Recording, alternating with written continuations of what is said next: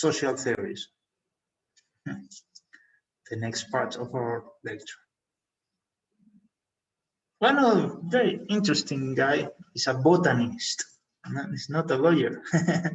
Well, he knows a lot of laws and a lot of legal science.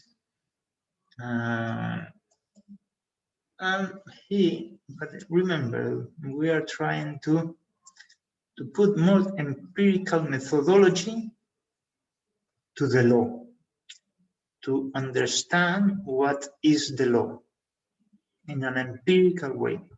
So that's why these guys were so successful. Huh? They will add so many other ideas. For example, the distinction between the law in books and law in action. So they realized that one thing is the things that you have in this book. You open a book and you read what in the code, for example, the criminal code. Well, this is banned, is prohibited. This you can do that, no.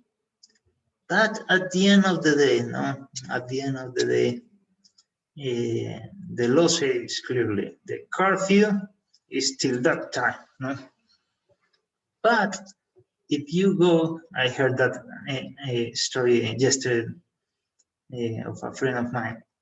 But if you go to Nairobi West to some bars at 10 o'clock, they say at 10 o'clock you have to close. But what it means to close? No, for them to close the door, just to close the door. And inside you have the same people. And not only the same people, but also the policeman and also the principal. It was that area, the general, or I don't know, the captain of that area that is controlling in all policemen there. So one thing is what the laws says in books, the resolution, the decree of curfew, because coronavirus, and another thing that you see in action. No? They say, well, it's not so bad here, so it's very good at beer at night after a long day of work. So at night there will be everyone, no? Policeman and every citizen in a bar sharing a beer. That's happening now today here, no? So if you want to understand the law, if you really want to understand the law, no, not read just a book. See what is happening here. You really want to understand. That is the law. That is the law in Kenya, no? That is the curfew in Kenya. Probably in Germany it will be so different. Probably in Germany, if you put 1 hour, everyone will do that. But here, the law is different. You have to read 2 books, no? The book of reality and the book law in action, and the book the authorities sign. Okay, so that is quite interesting. So the formation of law. The formation of law, well, how do you approve new laws? No? Obviously, with lawyers and legislators. No? Both are social engineers. That is quite interesting because both put an aim, a goal to achieve. They put all the means that they have to achieve that mean, to construct an efficient society, to ensure the satisfaction of the maximum of interest with minimal friction and waste of resources. No? And that's why if we realize, well, we have to give some advice to a client that is wanting to rent his flat. So the goal, rent this flat to this guy, this amount. We will put any kind of protection clause, and what happens is one don't want to pay, well, let's put a punishment clause to avoid problems. So we are like engineers, according to Roscoe Pound, and he showed that there should be private and public interest, and you should correlate them in a way that is not one is against the other. The same with the laws in books and law in action. No? It's not too good to see that they are against. No. Their action should be conformed with the laws in books, no? Because the laws in books have some reason. There could be difference, obviously. There could be difference, but are to be conformed with our actions to the reason at the end. No? So institution of laws, that is another topic of Roscoe Pound that is quite interesting. So to analyze everything, law in books and law in action, you have to distinguish what you are talking about. There are many notions of the law. We saw in our last weekend, our last week, that, well, law can be understood as the equal, prodicación, res justa, but also a set of norms, and in some way, well, as a set of rights also, or the right, no? Well, so many things. So there are so many approaches. So he said, if we want to do a science, what do we have to do? Well, to be more precise and to distinguish what is a rule. When we talk about the law, we talk rules. Well, let's call that rule. And principles, and also conceptions, doctrines, and standards, and so on.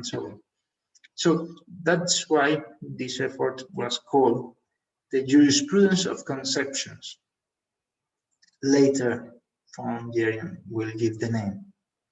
What these people are trying to do, well, it's a school of the law called the jurisprudence of conception. It will be so interesting to understand that the school in constitutional law, especially, they used to study this and in other science, but this one is one of the fathers of the jurisprudence of conceptions, because the last part. So, one idea: law is experience developed by reason and applied continually to further experience. So remember, no, law in books, reason; law in action, experience, and they are not against each other. They should be conformed one to the other. So law is experience developed by reason, and with both you apply continually to further experience. So it's quite interesting, because the other will put in contrast.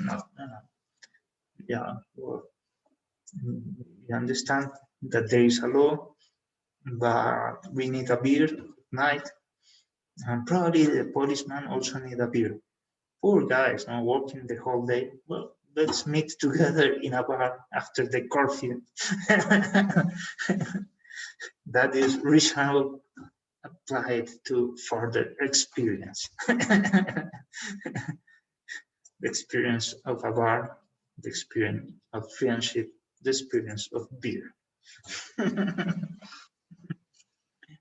Another author here, Eugen Ehrlich, more or less with the same ideas of Pound, but he go further. So he said, to attempt to imprison the law of a time or of a people within the section of our code, he realized there are many people that especially in the civil law system, typically, especially 50 years ago, they said to study law is to study one book, the same as 1,000 years ago, as we saw, the same, exactly the same. So if you want to imprison the law in a code, he said, it's about as reasonable as to attempt to confine a stream within a pond. A stream, a river, like that one that I have in my back. The water that is put in the pond is no longer a living stream, but a stagnant pool. A stagnant pool. If we put that river in a pond, well, yeah, there will be no stream at all. No, the water will be so quiet, stable, and there will be no movement at all. So he said that is happening with the law. If you want to study the law, you have to see what is happening in one society and to describe these kind of things.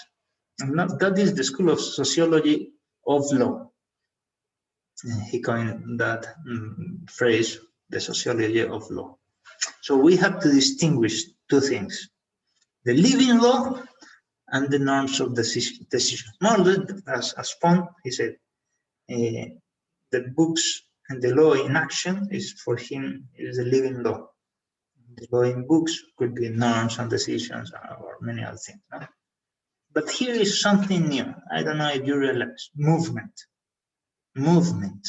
That is the notion that is new now with Ehrlich. This is talking not just in action, but during the time. So the formal sources of law are not enough to show what law is like, really like. You have to see, not just when the parties sign the agreement, so also what they do after the agreement. For example, in one, if I rent to you my flat for 1,000 shillings, I don't know, but later I will ask more money and you will pay me more.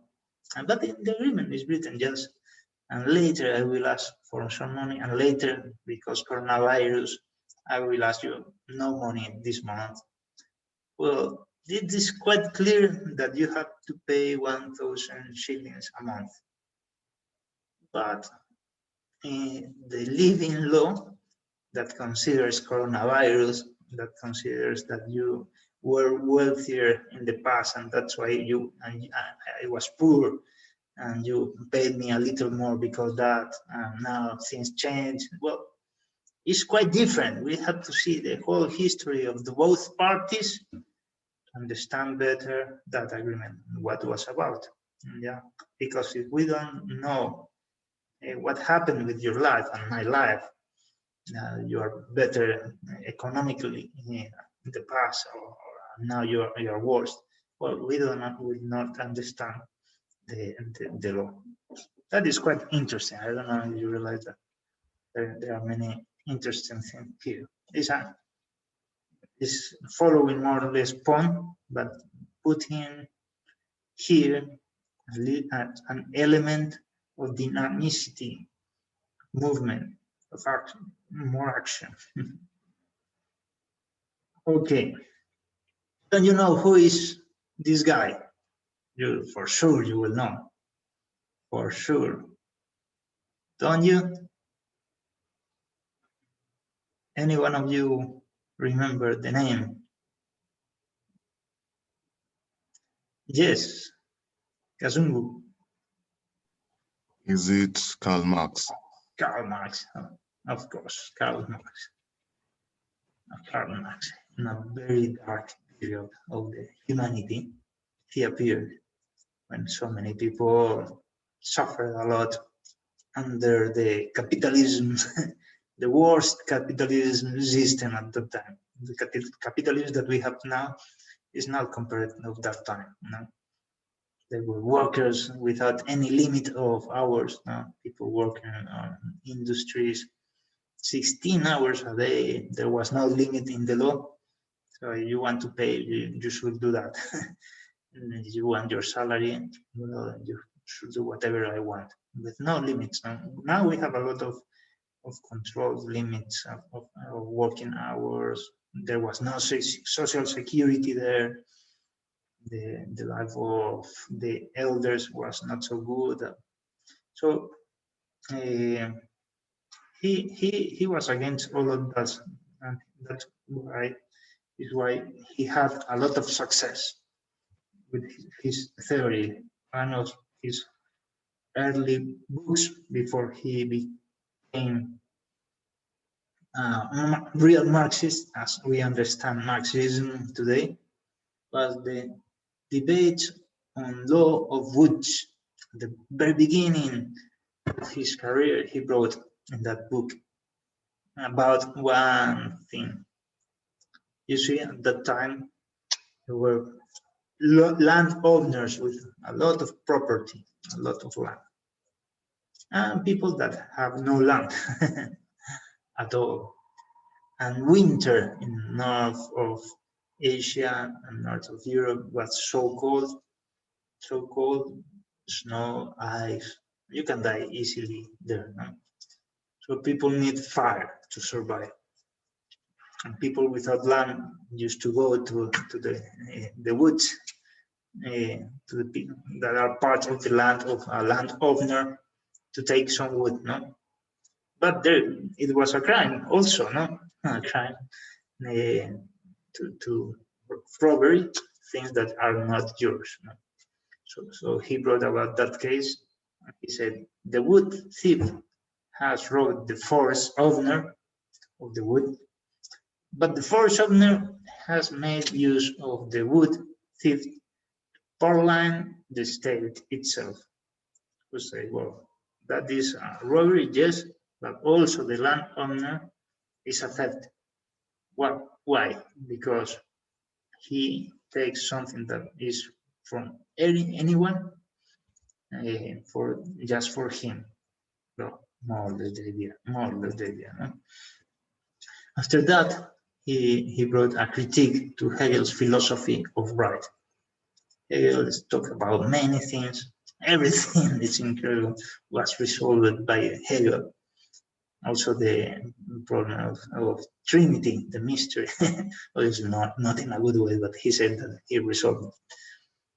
And the critique to the philosophy of right of Hegel was because he said, well, you, Hegel, you are considering the law rights as an universal concept for everyone. But this thing, what you are doing is putting in a thing, in a res, reifying the right. So in this way, you are convincing people that they have rights, and at the end of the day, that is not true. That is not true. So more or less, once again, the same idea. With theories, you try to convince people for your interest. Yeah. So Marx put all his efforts to create hate against the landowners, the capitalism, and many other things. And also the theoretical and abstract things. No? The Jewish question, 1 year later, he wrote about human emancipation and political emancipation. This is, remember, more or less half a century after the French Revolution. The French Revolution, remember, there were many people that talk about rights. There was the Declaration of the Rights of the Man and the Citizen. So many people talk about the political emancipation against the kings, against the czars, against everything. So he was against all of these kind of things. He was against also the human rights movement of that time. Because what? Because he said, now, one thing, the human emancipation, and another, the political emancipation. We see, for example, at that time, that there were many independents around the world in South America. But when you see who got the independence, well, once again, the Spaniards from the Spaniards, and new Spaniards, but now local Spaniards. No? And more or less the same in many places in the world. So he was that political emancipation, he said, is false. No? What we want is the human emancipation. That is just the declaration of the human rights of the Bill of Rights of men and citizens of the French Revolution was a formal declaration that only works well for the bourgeoisie and not for everyone. Obviously, there's a part of the truth. No, this. So he distinguished a formal declaration of the emancipation and a real thing that is behind that, no? A social economical relationship that is at the base.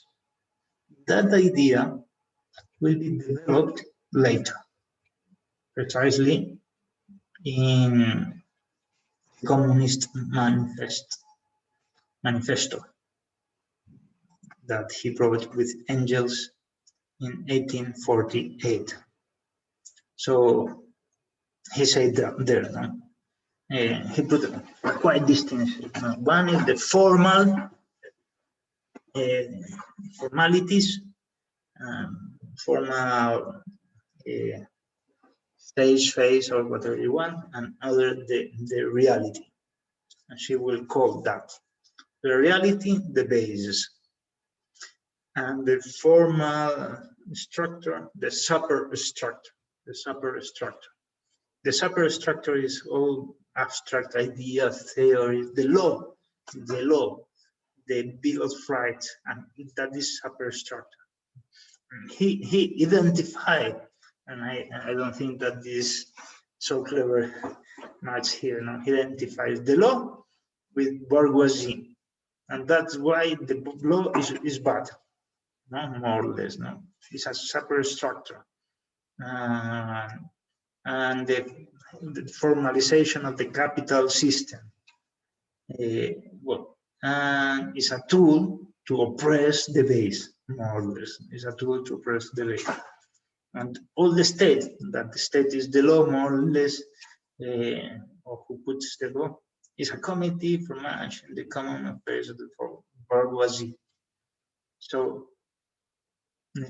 as you can see, later Marx will distinguish this, the economic base and the superstructure, the political and juridical superstructure, so clear. But the distinction was so clear, but the relationship between these two things was not so clear. Marxist followers, authors that want to be deep in Marxism, they didn't agree what is about the relationship. For example, Gramsci said that superstructure, the base are autonomous, absolutely autonomous. Well, and the next one, Althusser will say, well, yes, are autonomous, but not that much. There are degrees of autonomy. You can see that. Well, and Jameson will say, no. The problem, the real problem is that they are not autonomous. So for one people is a problem autonomy, for others it is a good thing to have some degree of autonomy. Well, it's a good thing. Well, the absolute autonomy. Well, there is Marx was not so clear about that. At the end of the day, it's good to see that he was against the law. So the theory of the law of Marx is not so clear. Well, there are many other things. He critiques here the social contract with the same theories of the Henry Maine, because children cannot sign a contract. But he will add, no, this is another attempt of the capitalist people that wants to naturalize or their interest in society. Once again, the next will be more critiques now. The Lockean proviso. John Locke said, every person is entitled to the fruits of his labor. But that is false on capitalism, because the bourgeoisie want to take everything from the worker. They will work just for money and they will receive money, but they will lose the fruit.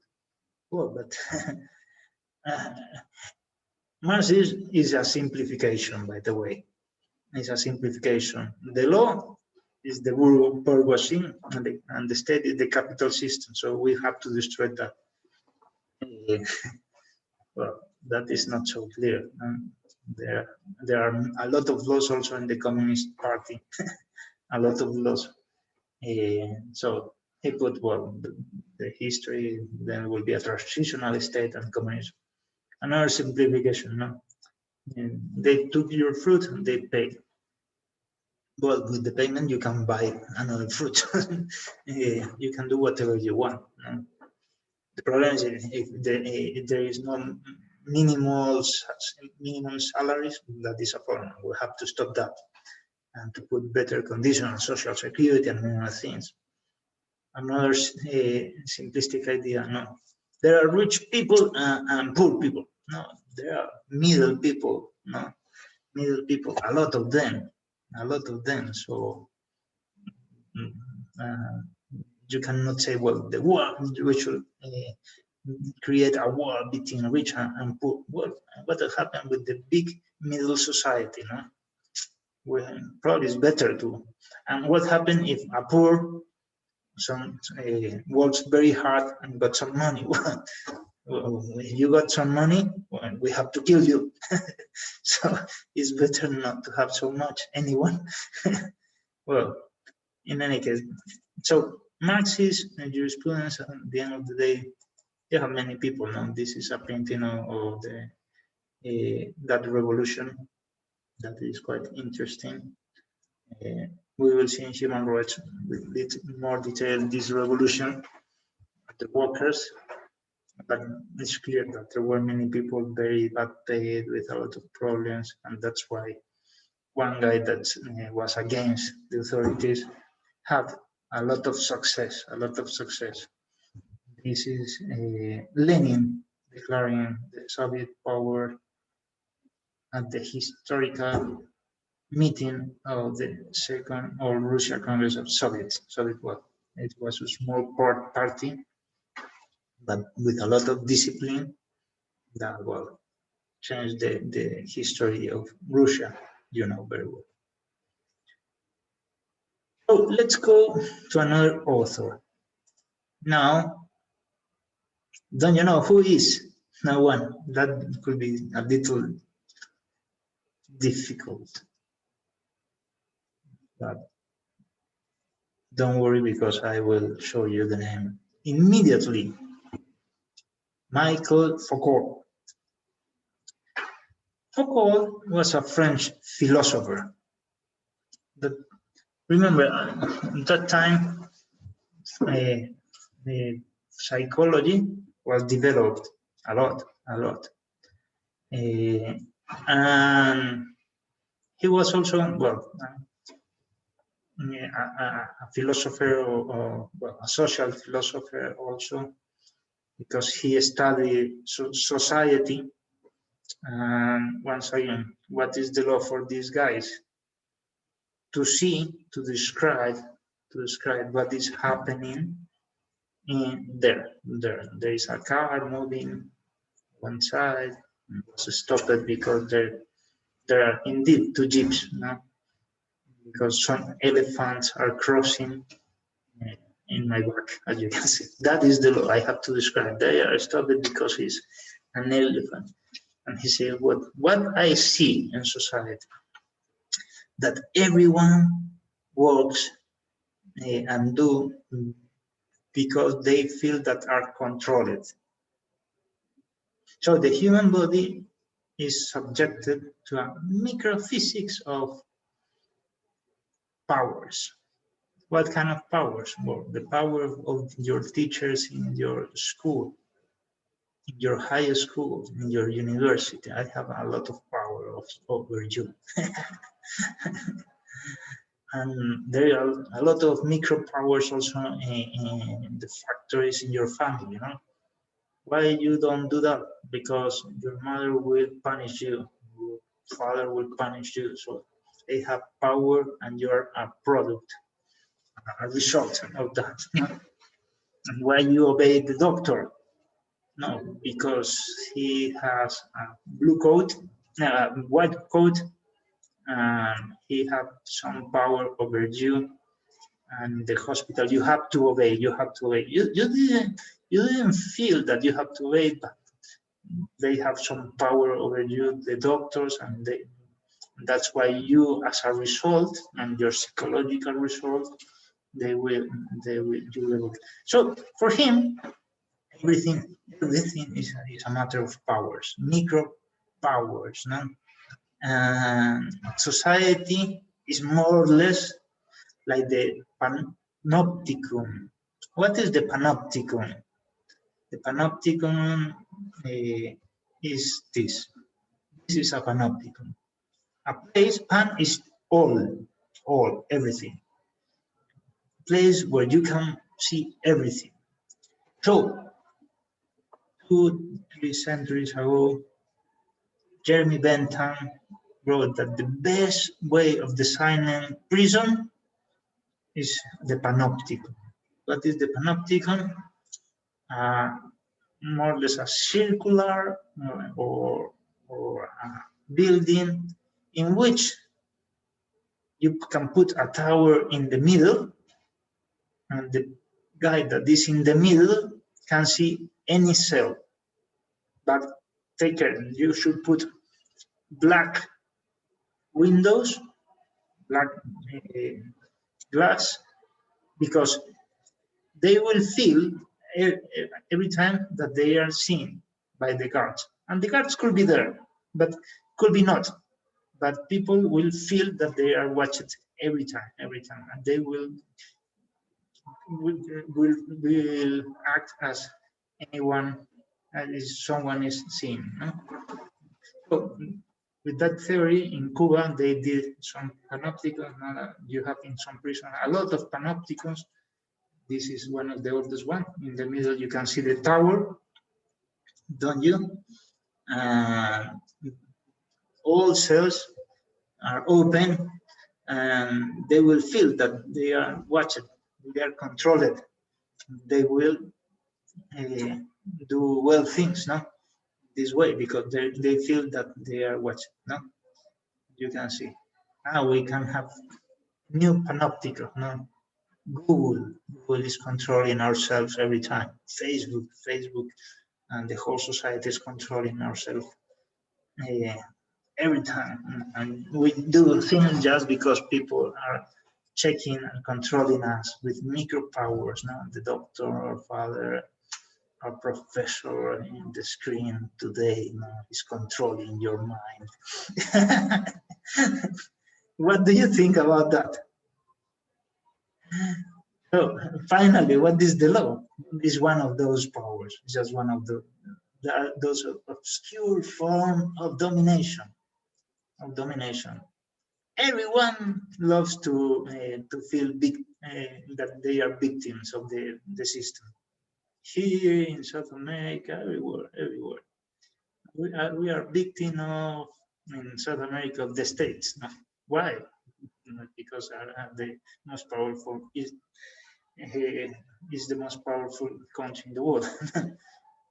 So we are victims of them. Well, we are dominated. What do you think about this theory?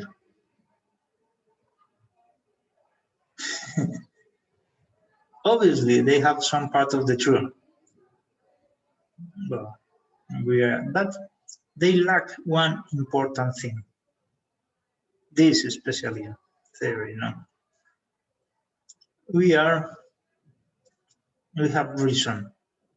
We are not just animals that can be tamed. You can tame a dog, a wild dog, and can be your pet.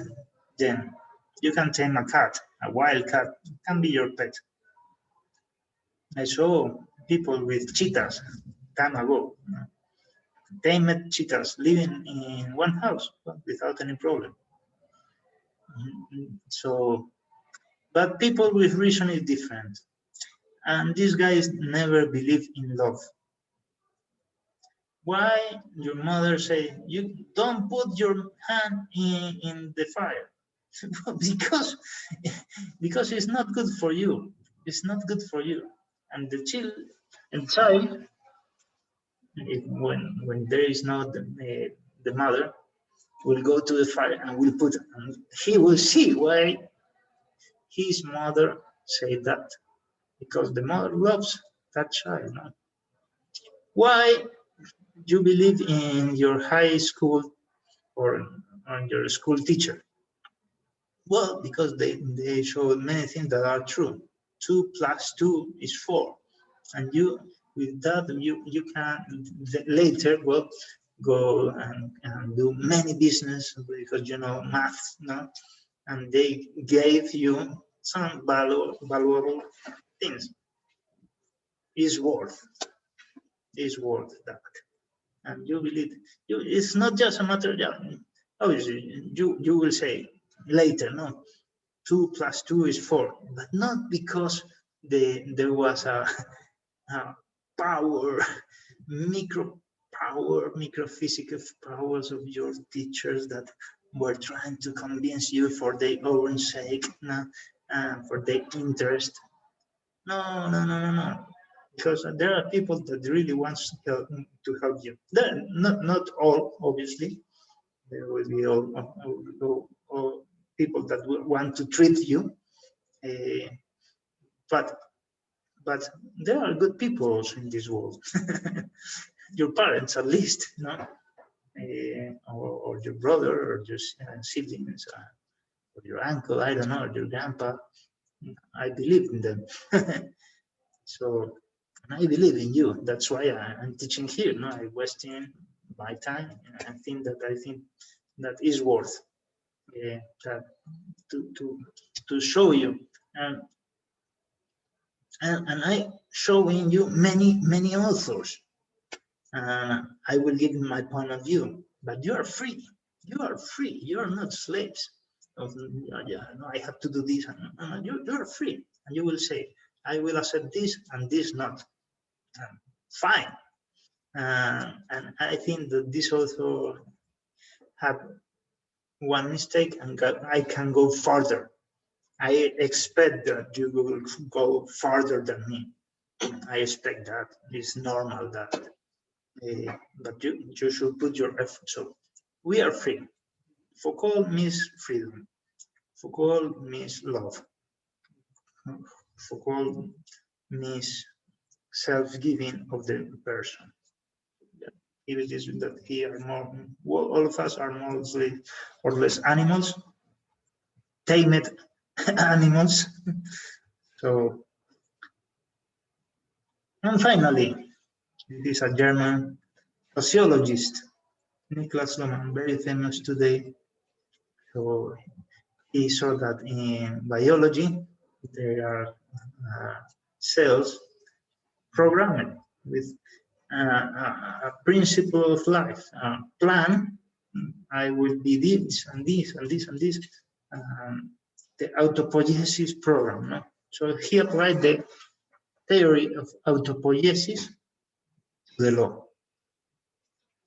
So in the law are two phases. The first step, this is extra legal. A society will have some information about what is economy, science, in sociology and many other things, people's behavior, values, and many other things. And the legal system will receive all these kind of things. And in a biological process, the legal system will transform everything into legal. Right? So if the value in one society is the truth, or we will punish those people that swear one thing and did another. So the legal system will acquire some autonomy, sovereignty. And that is true. That is true. This is more or less the cell, the biological cell. That is the metaphor of this theory, no? Because you see, in the legal system, you have one constitution, and with that constitution, you see in the constitution how new laws will be approved in this way, and in this way.